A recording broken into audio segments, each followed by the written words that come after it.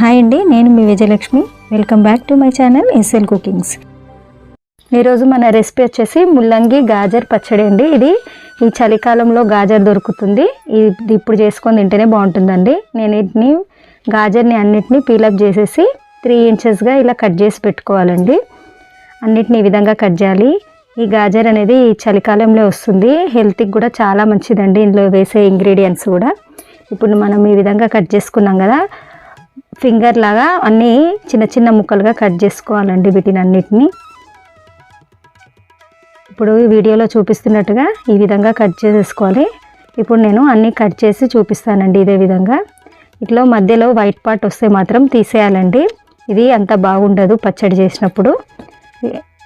రెడ్గా ఉంటే మాత్రం అలానే వేసుకోవాలి. వైట్ పార్ట్ వస్తే మాత్రం మధ్యలో తీసేసేయాలి. మిగతా అన్నీ ఇలాగే కోసేసుకోవాలండి. చూస్తున్నారు కదా, ఈ విధంగా తీసేసుకోవాలి. అన్నిటినీ ఈ విధంగానే కట్ చేసి పక్కన పెట్టేసుకోవాలండి. ఇప్పుడు అలాగే ముల్లంగిని కూడా తొక్క తీసేసి సేమ్ అదేలాగా మనం గాజర్ని ఎలా కట్ చేసుకున్నామో ముల్లంగిని కూడా సేమ్ అదేలాగా కట్ చేసేసి పెట్టేసుకోవాలండి. వీటిని అన్నిటిని కూడా సన్న సన్నగా తరిగేసి పెట్టుకోవాలి.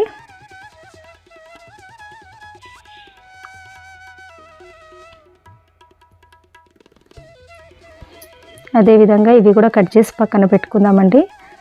ఇప్పుడు నేను ఒక 2 ఇంచుల అల్లం ముక్కను తీసుకున్నాను. అల్లం కూడా ఈ విధంగా సన్నగా తరిగి పెట్టుకోవాలండి. ఇది అల్లం కూడా హెల్త్కి చాలా మంచిది. ఈ చలికాలంలో అల్లము, ఇప్పుడు గాజర్ దొరుకుతుంది. ఈ సీజన్లో ఈ పచ్చడి ఇప్పుడే చేసుకోవాలండి. ఈ పచ్చిమిర్చి ముక్కలను కూడా మనము 2గా చీల్చి పెట్టుకోవాలండి. ఇందులో 100 గ్రామ్స్ పచ్చిమిర్చి తీసుకున్నాను. ఇప్పుడు పచ్చిమిర్చి 2 ముక్కలుగా కట్ చేసి పెట్టుకోవాలి. చూసారు కదా, ఈ విధంగా కట్ చేసుకోవాలి. ఇప్పుడు అన్నిటినీ ఇదే విధంగా కట్ చేసి పక్కన పెట్టుకోవాలండి.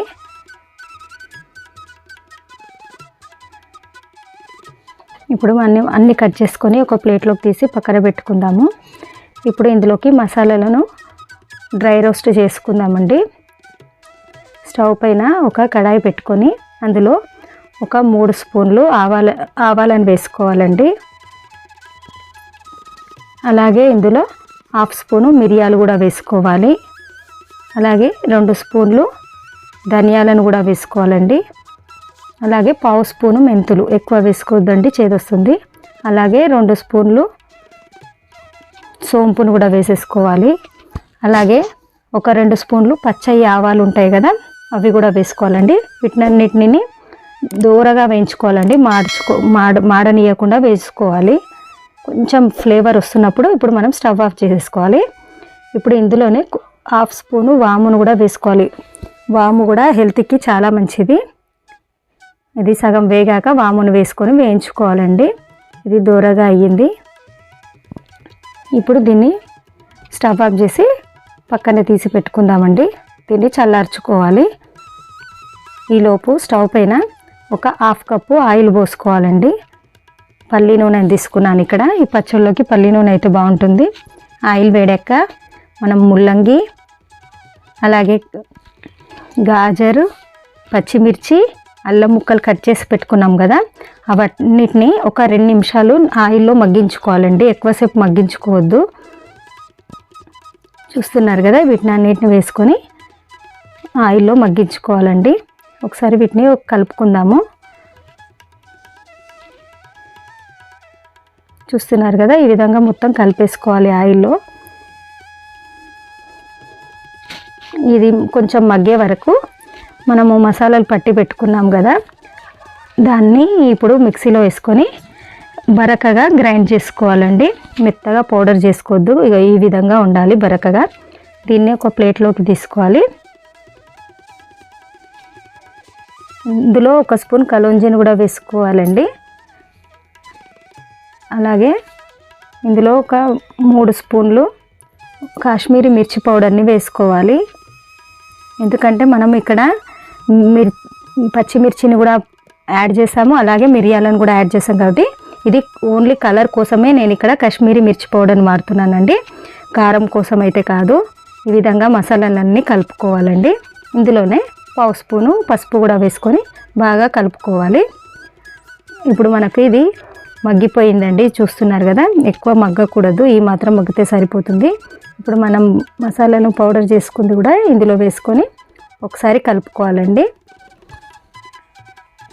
ఇప్పుడు ఇవి డ్రై రోస్ట్ అయ్యాయి కాబట్టి నూనెలో వేయించాల్సిన అవసరం కూడా లేదు.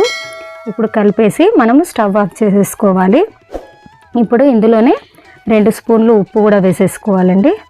అంతే, ఈ మసాలాలు ఉప్పు ఈ ముక్కలకు బాగా పట్టేటట్టు కలుపుకోవాలి. ఇప్పుడు మనం స్టవ్ ఆఫ్ చేసుకుని దీన్ని కొంచెం చల్లారనిద్దామండి. ఇప్పుడు చల్లారింది. 2 స్పూన్ల వెనిగర్ని వేసుకోవాలండి. ఇక్కడ ఈ పచ్చడి నిల్వ ఉండడానికి వెనిగరు బాగా ఉపయోగపడుతుంది. పచ్చడి నిల్వ ఉంటుందన్నమాట. ఇది ఫ్రిడ్జ్లో పెట్టుకోవచ్చు, బయట కూడా నిల్వ ఉంటుందండి. ఈ వెనిగర్ వేయడం వల్ల పచ్చడి అనేది పాడుకావదు. దీన్ని ఒక జార్లోకి తీసుకోవాలి. అంతే అండి, ముల్లంగి గాజర్ పచ్చడి రెడీ అయిపోయింది. ఒకసారి ఇలా మీరు కూడా ట్రై చేసి ఎలా వచ్చిందో కామెంట్ సెక్షన్లో కామెంట్ చేయండి. మరిన్ని ఇలాంటి వీడియోస్ కోసం నా ఛానల్ని సబ్స్క్రైబ్ చేసుకోండి. Thank you for watching.